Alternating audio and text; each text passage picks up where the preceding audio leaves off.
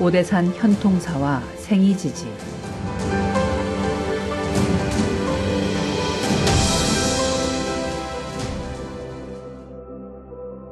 경자년 역병으로 지구촌이 휴면해든 시간에 월영루에 집거하며 전생에 선승으로 살았던 지역이 명확히 재현되었던 일화 한 토막을 길을 묻는 선문 납자들의 참선 공부에 작은 도움이 될 것 같아 이 기록을 남긴다.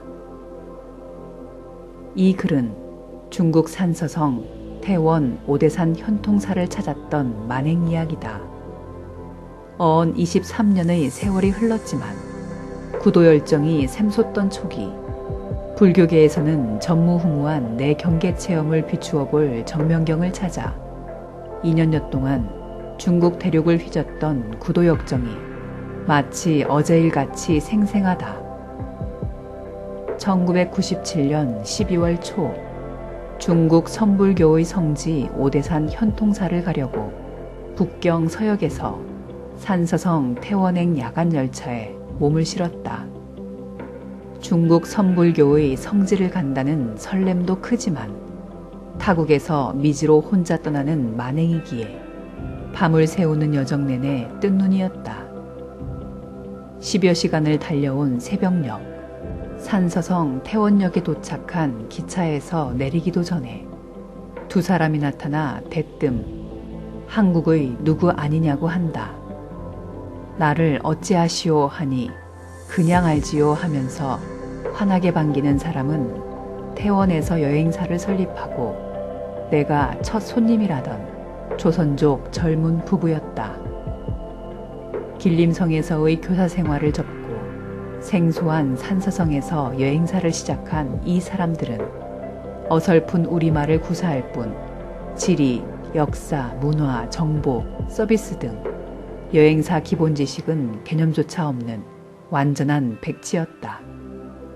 당시 중국 교사로서는 비전이 없다고 판단되어 교단을 버리고 부부가 대차게 저지른 일이 여행사였던 셈이다.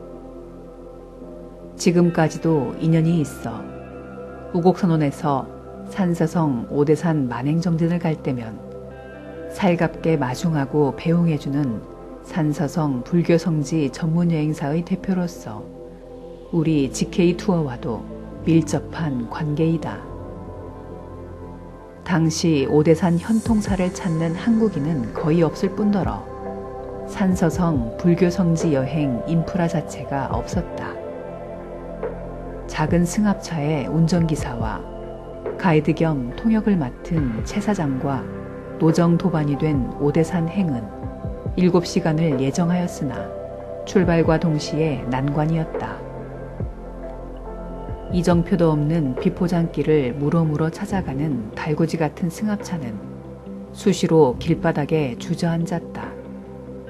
가이드 채 사장이나 운전기사 역시 초행이라 헤매기 일쑤고 갈수록 앞길이 막막해지자 내 전생 기억이 파노라마처럼 펼쳐지기 시작하였다. 당시 중국 오지는 적의 침입을 방지하기 위한 미로 같은 옛길 그대로였다. 동네 골목길을 가듯 이리 가자 저리 가자 하면서 무인지경인 삼천고지 산악도로를 넘을 때는 첫눈이 쏟아졌다. 겁을 먹은 기사가 더는 못 가겠다고 버티자 저 구비만 돌면 암자가 있고 또 어디쯤 사찰이 있다고 어르고 달래면서 고지를 거의 넘을 즈음 가이드가 코피를 쏟으며 혼절하였다. 여자 몸으로 거친 여정에 지치기도 하였겠지만 아무도 모르는 길을 마치 고향 동네 골목길처럼 보이지도 않는 사찰 위치를 미리 알고 일러주면서 몇 시간을 보내는 동안 사회주의 유물사관에 젖어 있는 식자로서의 충격과 상식을 뛰어넘는 현실에 직면하여 그만 정신줄을 놓아버린 것이다.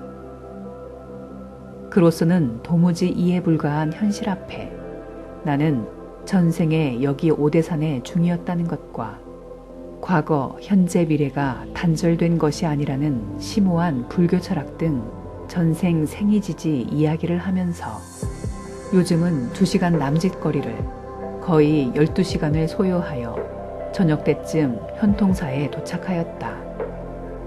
당시 현통사는 간절한 마음이 아니면 접근 자체가 어려운 중국 내륙지방의 심산유곡 오지사찰이었다. 최 사장에게 앞으로 오대산이 굉장한 불교 성지가 될 것이니 정통 불교 공부로 식견을 잘 갖추면 당신 여행사가 크게 번창할 것이라고 하였던 말이 씨가 되었는지 그대로 되었다. 그로부터 10년, 그동안 그가 어떻게 사는지 전혀 몰랐는데 내가 오대산에 온다는 여행 정보를 다른 경로에서 발견하고 마중 나와 지금껏 단 하루도 내 생각을 안 한 날이 없었다며 눈물을 글썽였다.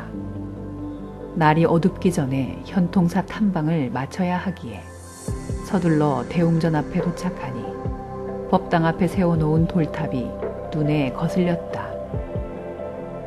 탑이 있어서는 안 될 자리에 세워진 것을 발견하고 최 사장한테 저 석탑 자리가 원래 샘터였다고 일러주자 순간 그가 멍해졌다. 한나절 내내 지금껏 듣도 보도 못한 위대한 불교 세계 이야기였지만 이건 완전히 새로운 상황이었던 것이다. 오대산 현통사는 마치 큰 봉분 정수리 같은 지형에 세워진 사찰인데 대웅전 앞마당이 샘터였다는 내 말에 어리벙벙해지는 건 당연했다. 안내문도 없어 한번 알아보자고 하는 순간 인적이라곤 없던 계단 위로 중머리가 쏙 올라왔다. 석탑 사연을 물어보는 최 사장 통역이 끝나기도 전에 그 중이 대뜸 내 팔을 붙잡고 여기서 하룻밤 묵고 가라며 간청하였다.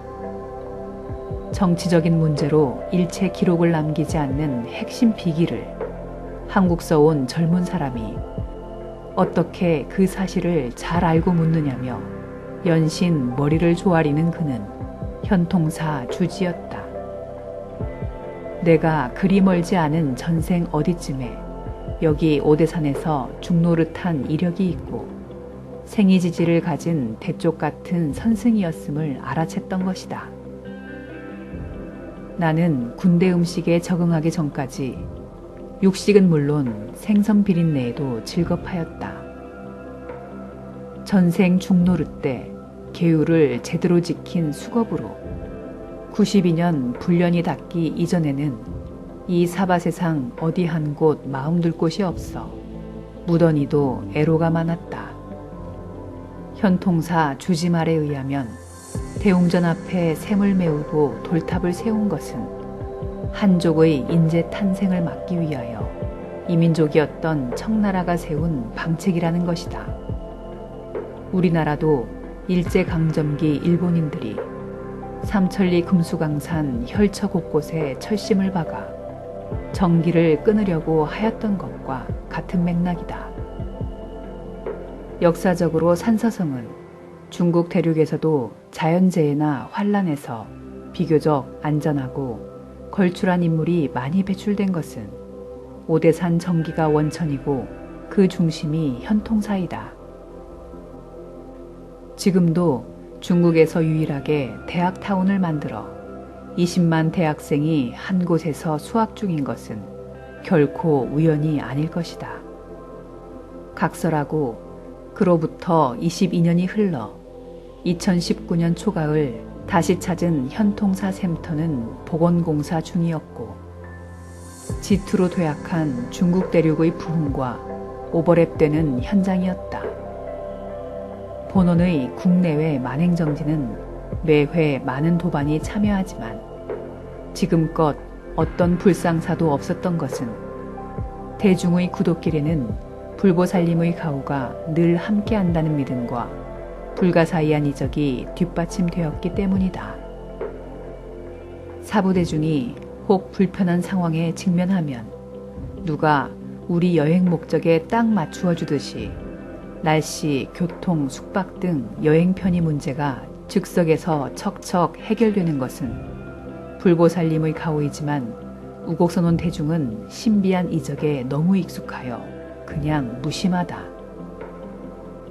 석가세존 적손들의 정법수행 공덕이 발현하는 현장을 비유로 든 것은 불법은 경전 속의 지식이 아니라 부사이한 힘을 발휘하고 영원한 자유를 선사하는 인간사 최상의 가치를 담고 있기 때문이다. 오대산 만행 이야기는 법력을 체감하지 못하는 선문납자를 위한 수많은 일화 중 한 토막이며 간간히 나의 세계구도 역전기를 게재하려 한다.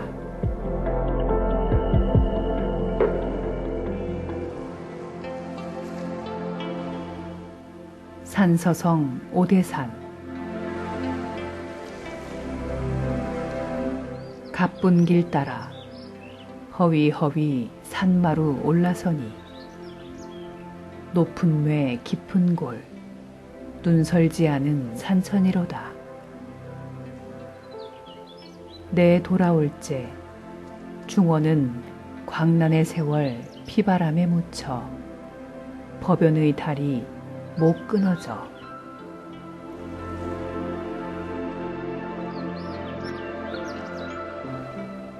현통사 옛샘 무지의 돌탑되고 인걸 애달파 오대를 우러르니 청천에 운무들이 오고 헐벗은 세월 백설로 가리운다.